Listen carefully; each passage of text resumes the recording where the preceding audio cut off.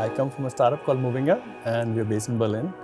And it's really fascinating to see that not only the startups but also the corporates are facing the challenges to implement dynamic pricing.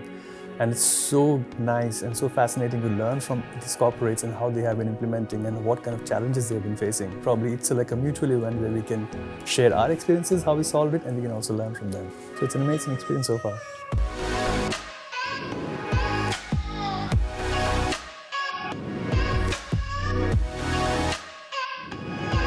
Pricing is a discipline that changes a lot lately together with technology. Yeah? So pricing technology is important because we cannot get those things from